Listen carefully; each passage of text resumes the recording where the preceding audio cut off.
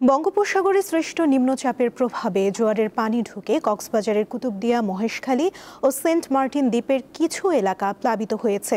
নিম্নচাপের প্রভাবে জোয়ারের পানি 2 থেকে 3 ফুট বৃদ্ধি পেয়েছে। উত্তাল সাগরের তীব্র ঢেউয়ের আঘাতে কক্সবাজার মেরিন ড্রাইভেও ভাঙন দেখা দিয়েছে। এছাড়া পটুয়াখালীতে সকল নদ নদীর পানি বিপদসীমার উপর দিয়ে প্রবাহিত হচ্ছে।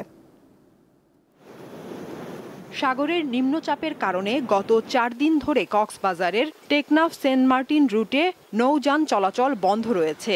এতে সেন্ট মার্টিনের নিত্য প্রয়োজনীয় পণ্যের সংকট দেখা দিয়েছে। এদিকে সাগরের ঢেউয়ের আঘাতে কক্সবাজার সমুদ্র সৈকতের অন্তত 10টি পয়েন্টে ভাঙন দেখা দিয়েছে। এর মধ্যে রয়েছে লাবণী পয়েন্ট, সুগন্ধা পয়েন্ট ও কলাতলি।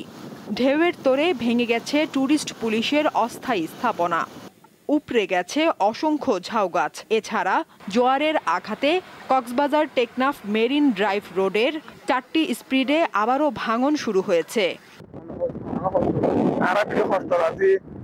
বর্ষাকালে বেশি চিন্তা থাকি কেলা মানতে পাবে বললা ইয়ান্তে পাবে বললা পানি উড়ি বাদিও নিরাপত্তা বহুত ছড়া ছিল।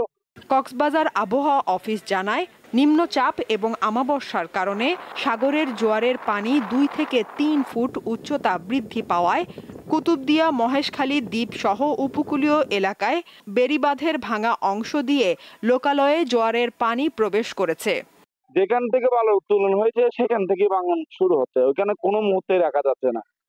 সেনাবাহিনী জরুরিভাবে তাড়াতাড়ি যদি করে দেয় আর কেউ উভয় দাঁড়িয়ে আর কি। দক্ষিণের জেলা পটুয়াখালীতে সকল নদ নদীর পানি বিপদসীমার ওপর দিয়ে প্রবাহিত হচ্ছে। গত 4 দিন ধরে প্রতিনিয়ত 2 দফায় জোয়ারের পানিতে প্লাবিত হচ্ছে বেড়িবাঁধের বাইরের সকল নিম্নাঞ্চল। ভাঙা বেড়িবাঁধ দিয়ে পানি প্রবেশ করে রাঙ্গুনিয়া উপজেলার অন্তত 10টি গ্রাম তলিয়ে রয়েছে। ঝুঁকিতে রয়েছে মসজিদ, মন্দির ও ট্যুরিস্ট পুলিশ বক্স সহ অসংখ্য স্থাপনা। জোয়ারে অনেক পানি হচ্ছে, বেড়িবাঁধ তলায় পানি ঘর খুলে পড়ছে, আমার কামকাজ করতে পারি না, বৃষ্টি বাদল লাগছে। সারা রাত বই রয়েছি, চুলা টুলা সব ভিজে রয়েছে, পানিতে তলায় রয়েছে, ভাত পানি খাইতে পারি না। আমাদের বেড়িবাঁধ থেকে মোটামুটি 100 মিটার বাইরে শোর লাইনে যেখানে ডিসি পার্ক, মসজিদ, মন্দির অবস্থিত, সেখানে ব্যাপক ভাঙন দেখা দিয়েছে। এদিকে গাইবান্ধার ঘাঘট নদীর তীরে বালু দিয়ে নদীরক্ষা বাঁধ সংস্কারের ফলে সামান্য বৃষ্টিতে ছোট বড় গর্ত ও ধস দেখা দিয়েছে। ঝুঁকিপূর্ণ বাঁধে চলাচল ও ভাঙন আতঙ্কে দিন পার করছেন বাঁধের পাশে বসবাসকারী জনসাধারণ।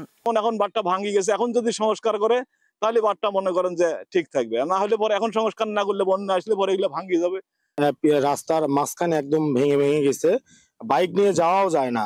খালি ঝুঁকি নয়, এমন ঝুঁকি চলাফেরা করা খুব কঠিন। দরকার যখন কাজ করতে হবে তখন তো কাজ করা না, পানি উন্নয়ন বোর্ড। বন্যার আগেই ঝুঁকিপূর্ণ বাঁধ সংস্কারের আশ্বাস পানি উন্নয়ন বোর্ডের। প্রায় 240 কিলোমিটার বনানীগম বাঁধ নির্মাণ করা হয়েছে।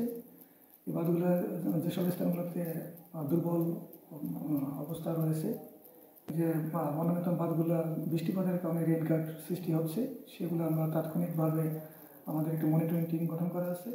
এর আগে 2019 সালে রক্ষা বাঁধ ভেঙে শহর ও তার আশপাশের এলাকা প্লাবিত হয়। আবারও ক্ষয়ক্ষতি এড়াতে বন্যার আগেই বাঁধ সংস্কারের দাবি গাইবান্ধাবাসীর। সাদিয়া চৌধুরী, দীপ্ত, বার্তা কক্ষ।